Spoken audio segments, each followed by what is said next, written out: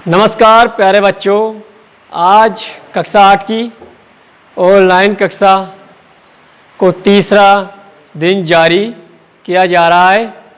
कृपया सभी बच्चे ध्यान से पढ़ें और कक्षा 8 के प्रश्न वाली अध्याय 5 आंकड़ों का प्रबंधन आज हम 5.3 प्रायिकता संयोग के बारे में जानकारी प्राप्त करेंगे। प्रायिकता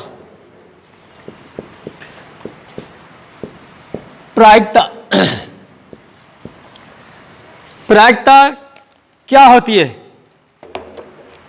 इस बारे में आपको जानकारी प्राप्त कराई जा रही। प्रायिकता जैसे एक सिक्का होता है, एक सिक्के पे हेड और टेल, पट, चित और पट होता है।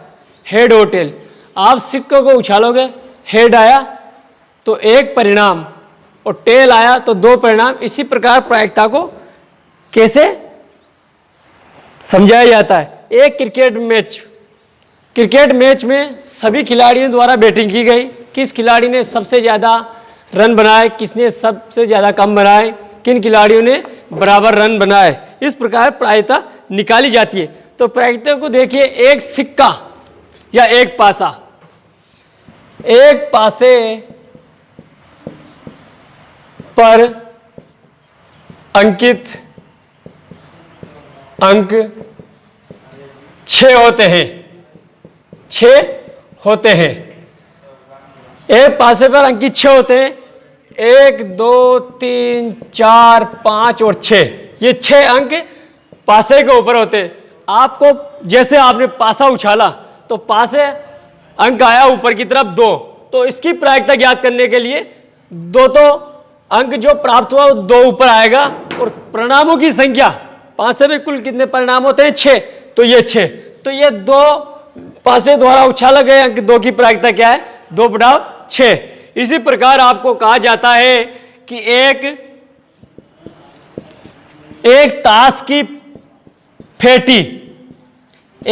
फेटी होती है जिसमें 52 पत्ते होते हैं। एक ताश की फेटी में कितने 52 पत्ते होते हैं। आपको कहा जाए कि एक इक्का निकलने की प्रायिकता ज्ञात कीजिए। एक इक्का, तो आपको मालूम है 52 ताश की गड्डी में 4 इक्के होते हैं, तो इक्कों की संख्या ऊपर और कुल परिणाम कितने 52, तो 4/52, तो 4 कट जाएगा, 4 एकम 4, 4 एकम 4, 4 × 12, तो एक इक्का निकलने की प्रायिकता क्या है, 1/13। तो ये आपके प्रायिकता है। अब देखिए प्रश्न नंबर 1।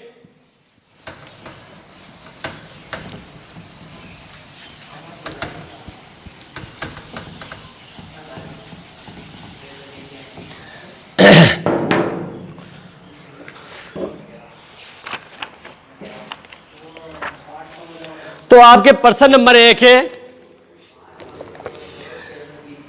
प्रश्न वाली 5.3 का प्रश्न नंबर 1 है। प्रश्न नंबर 1 कि इन प्रयोगों में आपको जो परिणाम देख सकते हैं उन्हें लिखिए। ये एक पहिया दिया गया है आपको,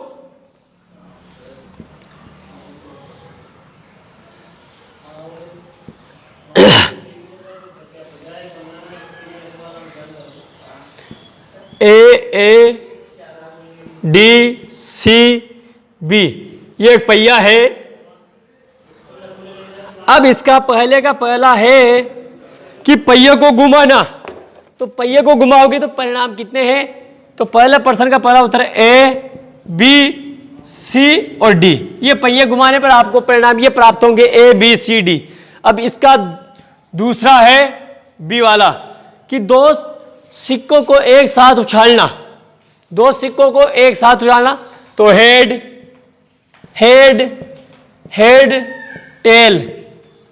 टेल, हेड और हेड, तो 2 सिक्कों को एक साथ उछालने पर ये परिणाम प्राप्त होंगे। 2 बार हेड, एक बार हेड, एक बार टेल, एक बार हेड, एक बार टेल और 2 बार टेल, तो 2 सिक्कों को एक साथ उछालने पर ये परिणाम प्राप्त होंगे आपको। अब है प्रश्न नंबर 2, ज्ञात कीजिए। पहला है प्रश्न 1, ए में सूचक के डी पर रुकने की प्रायिकता। तो आपको डी पर रुकने की प्रायिकता ज्ञात करनी है। फिर बी है अच्छी प्रकार से फेंटी हुई 52 ताशों की एक गड्डी में से एक इक्का इक्का प्राप्त करने की। तो देखो प्रश्न नंबर 2, जब एक पासे को फेंका जाता है तो निम्नलिखित प्रत्येक घटना से प्राप्त होने वाले परिणाम को लिखिए। तो देखिए प्रश्न नंबर 2 के पहला है, मैं समझा रहा हूं, इस सवाल को खुद को करना है आपको। दूसरे का पहला है एक अभाज्य संख्या, एक अभाज्य संख्या भाई एक पासा है, पासे में प्रश्न नंबर 2, प्रश्न नंबर 2 का पहला है कि एक अभाज्य संख्या। अभाज्य संख्या किसे कहते हैं? जिसमें एक और स्वयं का ही भाग जाए। एक अभाज्य संख्या नहीं है, 2 है, 3 है, 5 है। तो एक अभाज्य संख्या, अभाज्य संख्या, एक अभाज्य संख्या। तो आपको पहले का पहला अभाज्य संख्या परिणामों की संख्या कुल है 1 2 3 4 5 और ये 6, यह है परिणामों की संख्या। और आपको क्या है कि अभाज्य संख्या, तो इसमें से अभाज्य संख्या देखनी है आपको जिसमें एक और स्वयं का ही भाग जाए, वो अभाज्य संख्या होती है।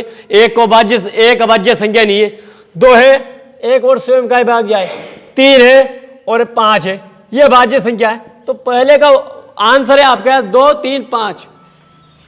दूसरा है एक अभाज्य संख्या नहीं है, तो बी में आपको अभाज्य संख्या देखना है। अभाज्य संख्या कौन सी नहीं है? 1 4 और 6, क्योंकि इसमें 2 का जाता है भाग और 1 का जाता है और स्वयं का जाता है, इसलिए 1 4 6 अभाज्य संख्या नहीं है। अब है इसका दूसरा 5 से बड़ी एक संख्या। अब 5 से बड़ी संख्या, पासे पर 6 अंक अंकित होते हैं, 1 2 3 4 5 6। अब मुझे कह रहा है कि 5 से बड़ी संख्या सिर्फ 6, तो दूसरे का दूसरा है ए का 6 आंसर।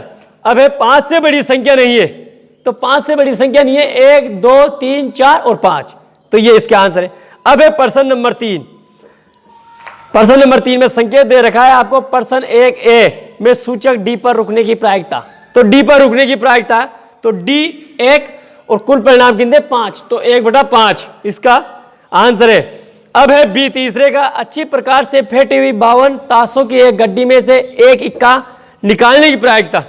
तो 52 ताशों की एक गड्डी है, उसमें से एक इक्का निकालना है। तो आपको मालूम होना चाहिए कि ताश की गड्डी में 4 इक्के होते हैं, तो प्रायिकता अक्कों की संख्या 4 और बटा कुल परिणाम कितने 52, तो 4/52 इसको काट लेना, 1/13 इसका आंसर है। अब कह रहा है नीचे तीसरे का सी, एक लाल सेब प्राप्त करने की प्रायिकता। तो आपको आकृति दे रखी, लाल सेब कितने हैं 4 हैं, तो और परिणाम है 7, तो 4/7 इसका उत्तर है। अब है प्रश्न नंबर 4।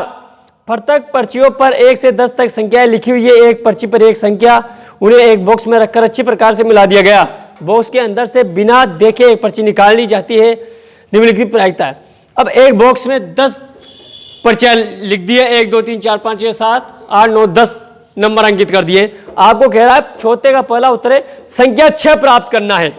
तो संख्या 10 में 1 से लेकर 10 तक गिनती में 6 कितनी बार आएगा? 1 बार, और परिणाम कितने 6, तो 6/10, तो ये काट के 3/5 आंसर आ जाएगा इसका। अब 6 से छोटी संख्या प्राप्त करना। अब 6 से छोटी संख्या को ऊपर लिखना है और कुल परिणाम कितने 10, इनको ऐसे करना है। अब 6 से बड़ी एक संख्या प्राप्त, तो 6 से बड़ी संख्या 7 8 9 10, 4/10। एक अंक की एक संख्या प्राप्त करना, एक अंक की एक संख्या प्राप्त करना, तो 9/10। अब है 5वां, यदि आपके पास 3 हरे त्रिज्यखंड, एक नीला त्रिज्यखंड, एक लाल त्रिज्यखंड वाला एक घूमने वाला पहिया है, तो एक हरा त्रिज्यखंड प्राप्त करने की प्रायिकता क्या है? ऐसा त्रिज्यखंड प्राप्त करने की प्रायिकता क्या है जो नीला ना हो? तो आप प्रश्न नंबर 5 देखिए।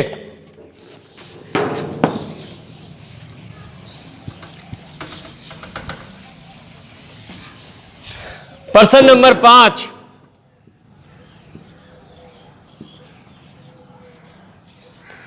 प्रश्न नंबर 5 है 3 हरे त्रिज्यखंड, 3 हरे त्रिज्यखंड, एक नीला,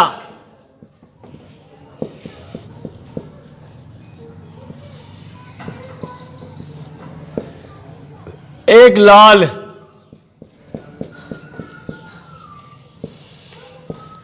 ये त्रिज्यखंड है आपके पास। अब वो सवाल कह रहा है कि एक घूमने वाला पहिया है, तो एक हरा त्रिज्यखंड प्राप्त करने की संख्या, तो हरे त्रिज्यखंड कितने हैं? 3।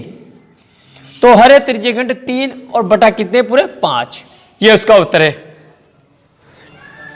एक हरा त्रिज्यखंड, ये इसकी प्रायिकता है। अब है प्रायिकता क्या है? ऐसा त्रिज्यखंड प्राप्त करने की प्रायिकता है जो नीला ना हो। अब आपको ऐसा त्रिज्यखंड प्राप्त करना है जो नीला हो, तो नीला त्रिज्यखंड एक है, तो आपको नीले के अलावा कितने हैं? 4। तो 4/5 ये नीला त्रिज्यखंड न होने की प्रायिकता।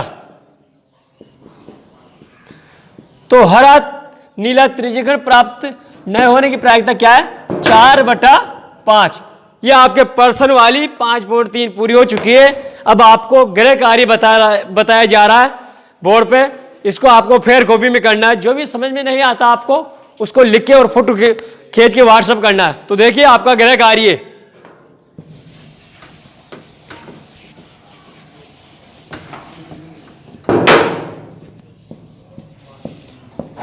गृह कार्य प्रश्न नंबर 1 मैंने आपको बता दिया है, प्रश्न नंबर 2, प्रश्न नंबर 3, प्रश्न नंबर 4 और प्रश्न नंबर 5 मैंने बता दिया है, और प्रश्न नंबर 6। ये सभी प्रश्न आपको अपनी फेर कॉपी में करना है। और आपके 5.3 पूरी हो चुकी है, इसके बाद आपके 5.4 चलेगी। तब तक के लिए धन्यवाद।